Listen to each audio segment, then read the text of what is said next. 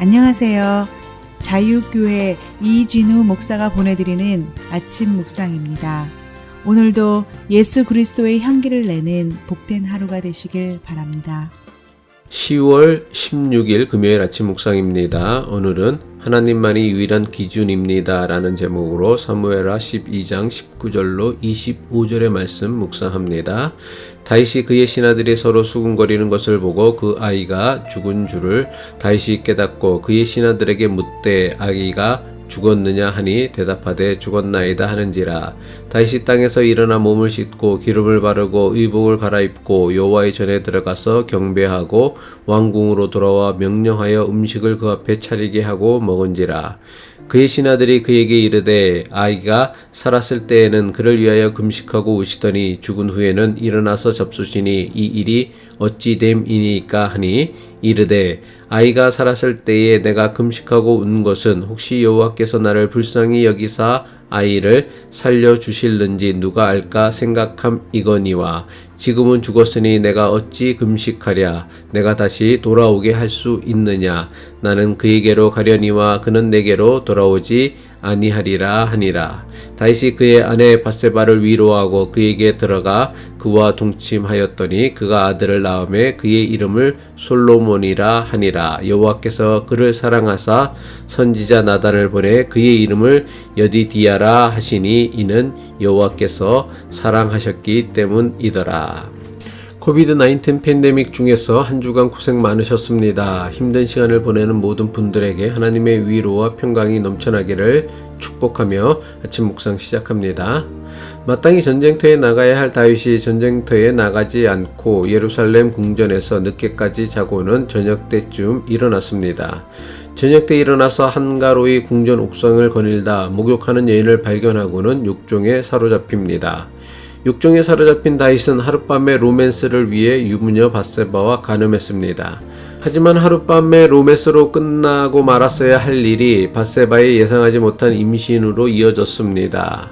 다윗은 자신이 저지른 죄를 감추기 위해 급기야 밧세바의 남편 우리아를 전쟁터에서 의도적으로 죽게 만들었습니다.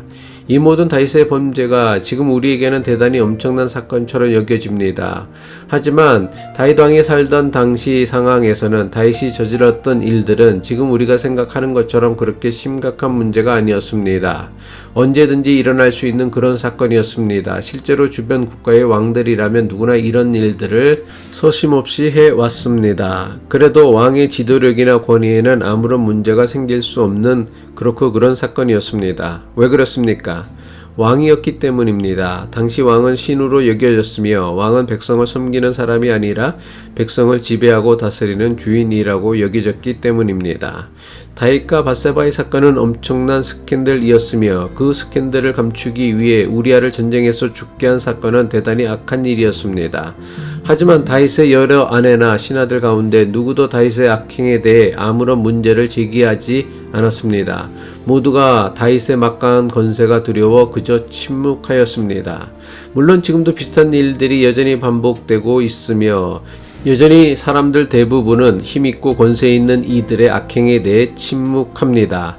이처럼 세상의 기준으로 볼 때 다윗의 악행은 그리 대단한 범죄가 되거나 심각한 문제가 되지 않았습니다. 하지만 사무엘서는 이 사건을 매우 심각하게 다루고 있습니다. 그리고 이 사건은 다윗의 남은 생애에 매우 심각한 영향을 미쳤습니다.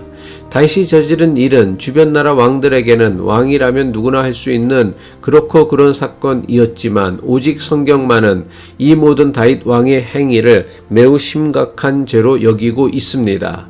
주변 다른 나라의 왕들에게는 아무런 문제도 되지 않을 사건이 유독 다윗 왕에게는 심각한 문제가 되었고 죄가 되었습니다. 도대체 왜 주변 다른 나라 왕들에게는 아무런 문제도 되지 않았을 것이 유독 다윗에게는 심각한 죄로 여겨진 이유가 무엇 때문입니까? 다윗의 신하나 아내들 그리고 백성들 가운데 그 누구도 다윗 왕의 스캔들과 범죄를 문제 삼지 않았습니다. 하지만 누구도 문제 삼지 않았던 다윗의 스캔들과 악행을 유일하게 악하게 여기신 분이 있었습니다. 누구였습니까? 여호와 하나님이셨습니다. 사무엘하 11장 27절이죠.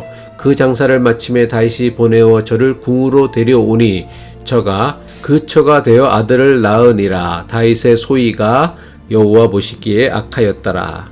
신하들에게는 그리고 자기의 여러 아내에게는 다윗이 저지른 모든 일이 왕이니까 충분히 할 수 있는 일이라 여겨질 수 있었습니다. 하지만 하나님 앞에서는 문제가 달라집니다. 하나님 앞에서는 다윗은 왕이 아니라 다른 사람과 똑같은 피조물이며 한 영혼에 지나지 않습니다. 천지만물의 창조자이시며 주인이신 하나님 앞에서는 누구도 세상에서의 지위나 권세를 앞세울 수 없습니다. 그저 하나님께서 지으신 피조물로 하나님 앞에 서야 합니다. 하나님 앞에 선 다윗은 비로소 모든 판단과 결정의 기준은 왕인 자신에게 있는 것이 아니라 오직 하나님에게 있음을 깨닫게 된 것입니다. 이것은 매우 중요한 성경의 교훈입니다. 믿음이란 한마디로 세상과 다른 기준을 가지고 사는 것입니다. 신앙인이 된 순간부터 우리는 세상과는 다른 기준과 척도를 가지고 살아가야 합니다. 이 기준과 척도를 가지고 살 때만 비로소 우리가 믿음의 사람이 되는 것입니다. 그 기준과 척도가 무엇입니까? 바로 하나님입니다. 하나님을 알지 못했을 때는 우리는 모두 스스로가 하나님이 되어 자신이 모든 판단과 결정의 기준이 되었습니다. 하지만 하나님을 믿는 순간부터 우리의 모든 판단과 결정의 기준은 더는 내가 아니라 하나님이심을 깨닫게 됩니다.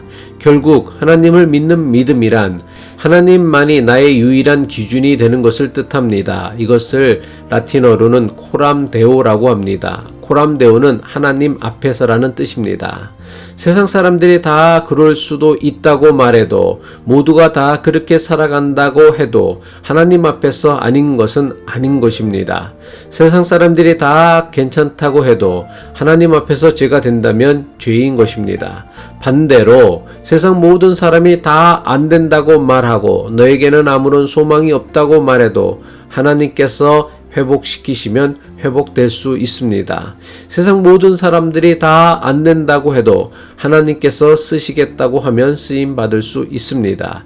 이것이 하나님의 피조물로 겸손하게 하나님 앞에 선 사람에게서 나타나는 사건이며 하나님께서 베푸시는 은혜입니다.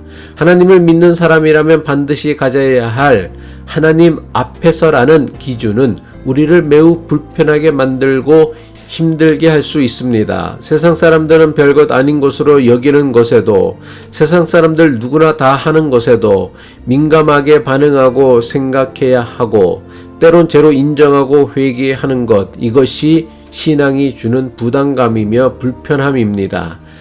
하지만 이 불편함과 부담감을 스스로 감당할 수 있어야만 비로소 우리는 스스로 하나님이 되려는 원죄에서 벗어나 참된 인간이 될 수 있음을 늘 마음에 두어야 합니다.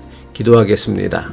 우리의 유일한 척도이자 기준이 되시는 창조주 하나님, 모든 것을 내 마음대로 내 생각대로 하려는 것, 다른 사람을 내 생각과 기준으로 함부로 대하는 것은 스스로 하나님과 같아지려는 죄임을 깨닫게 하시고 오직 하나님만을 유일한 내 삶의 기준으로 삼게 하옵소서. 예수 그리스도의 이름으로 기도합니다.